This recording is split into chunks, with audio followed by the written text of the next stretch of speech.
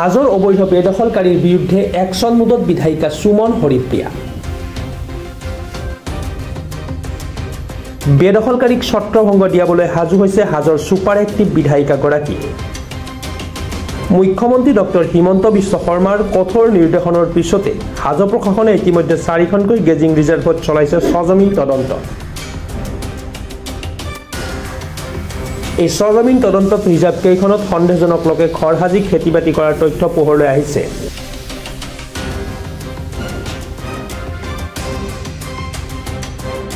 1 নং, 2 নং, 3 নং আৰু 4 নং দোকানীয়া গেজিং ৰিজাৰ্ভৰ অধিকাংশ ভূমিতে সন্দেহযুক্ত লোকে বাসস্থান সাজি কৰিছে কৃষিকাৰ্য, যাৰ ফলত হাজো বামুণ্ডি আদি অঞ্চলৰ খিৰঞ্জীয়া কৃষকসকলে ৰিজাৰ্ভখনত গৰু ম'হ পালনত নানা ধৰণৰ সমস্যাৰ সন্মুখীন হৈছে। প্ৰশাসনে চলোৱা সজমিন তদন্তৰ পিছতে এতিয়া গৌমহ পালকসকলৰ সৈতে মত বিনিময় কৰি বেদখলকাৰীৰ বিৰুদ্ধে যুঁজ দিবলৈ সাজু হৈছে বিধায়িকা সুমন হৰিপ্ৰিয়া।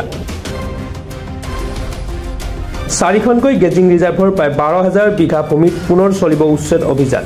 উচ্ছেদৰ জাননী জাৰি কৰা হ'ব অতি শীঘ্ৰে। এই কথা সংবাদ মাধ্যমৰ সন্মুখত জনালে হাজোৰ বিধায়িকাগৰাকীয়ে। আমাৰ দুকনীয়া ৰিজাৰ্ভত 22,000 বিঘা মাটি আছে, কিন্তু অলপ বৰখেতিৰো সোমাইছে আৰু সেই হিচাপে আমাৰ চাব গ'লে 10,000-12,000 ভিতৰত আমাৰ থাকিব লগা আছে।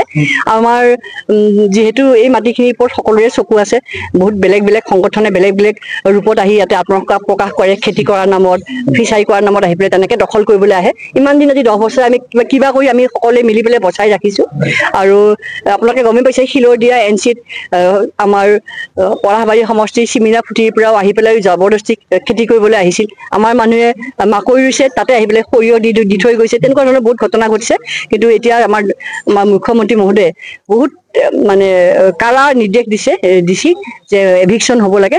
আপুনি গমেই পাইছে যে আমাৰ মাটি, আমাৰ ভেটি, আমাৰ মুখ্যমন্ত্ৰী ডক্টৰ হিমন্ত বিশ্ব শৰ্মাই অনবৰতে আমাৰ যিহেতু আমাৰ মাটি, আমাৰ ভেটিখিনি ৰক্ষা কৰিবৰ কাৰণে আজি অহৰহ লাগি আছে। আৰু সেই যেনেকৈ সত্ৰৰ মাটি মোকলালে ভাল লাগিছে যে তেখেতে আমাৰ দুকনীয়া ৰিজাৰ্ভৰ মাটিখিনি আমাৰ মোকলাই দিবৰ কাৰণে একদম বদ্ধপৰিকৰ হৈছে।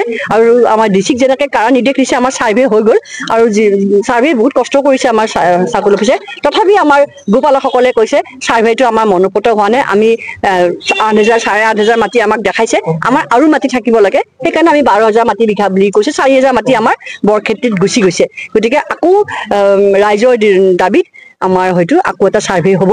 আৰু আমাৰ এইখিনি মাটিখিনি সুৰক্ষা হোৱাৰ লগে লগে আমি এতিয়া কথা হ'ল যে সদায় মাটি আমি এনেকৈ ছাৰ্ভে আমি মোকলাওঁ আৰু লগে লগে আকৌ আহি কোনোবাই আহি বসতি লয়। গতিকে এইবাৰ মোকলাৰ পিছত এইবাৰ আমি শেষ মোকলাইছোঁ, কাৰণ মোৰ কাৰ্যকাল শেষ হ'ব। এইবাৰ মোকলোৱাৰ পাছত যাতে আৰু কোনো এনেকৈ বসবাস আহি কৰিব নোৱাৰে, কিবা প্ৰজেক্ট ল'লে আমাৰ ভাল হ'ব। কাৰণ আমাৰ ডেকা ল'ৰাসকলে এতিয়া বহুতে চাকৰি বিচাৰি হাবাথুৰি খায়। ইমান আমাৰ হাজাৰ হাজাৰ বিঘা মাটি পৰি আছে। ইয়াত যদি অৰ্গেনিক খেতি কৰিবলৈ আগবাঢ়ি আহে, তেতিয়াহ'লে আমি গোটেই অসমক খুৱাব পাৰিম অৰ্গেনিক। কাৰণ আজি গেলা পচা মিয়াই দিয়া কেমিকেল দিয়া খাদ্য আমি বেলেগে খাই আছে। আমি দুকনীয়া ৰিজাৰ্ভৰ পৰা আমি অৰ্গেনিক সাৰ নিদিয়া, কেমিকেল নিদিয়া আমি খাদ্য খুৱাব পাৰিম। ডেকা ল'ৰাবিলাকক মই আজি ইমান বছৰ ধৰি কৈ আছোঁ, তথাপি তেওঁলোকে চহৰ মুখে ধাব মন নাই। চহৰতো যাওক, কিন্তু বিচাৰিম যে আমাৰ এই মাটিত যদি তেওঁলোকে আহি খেতি কৰে, আজি খুব কম বয়সস্থ মানুহখিনিৰ পাছত কি হ'ব?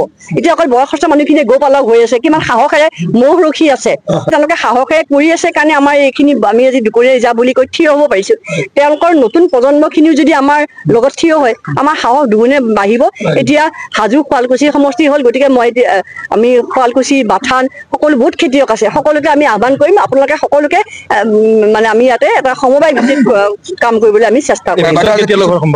আমাৰ যিহেতু এভিকশ্যন নিৰ্দেশ দিছে যেতিয়া এভিকশ্যন হ'বই, তথাপি ৰাইজে বিচাৰিছে যেতিয়া আৰু এটা আমি ছাৰ্ভে কৰি পেলাই এভিকশ্যন কৰাম। আমাৰ গাঁওবুঢ়া সকলো সচেতন হ'ব লাগিব। গাঁওবুঢ়াসকলকো কাৰা নিৰ্দেশ আমি আমাৰ ফালৰ পৰা দিব লাগিব, বা চৰকাৰৰ ফালৰ পৰা আৰু কাৰা হ'ব লাগিব শাসন।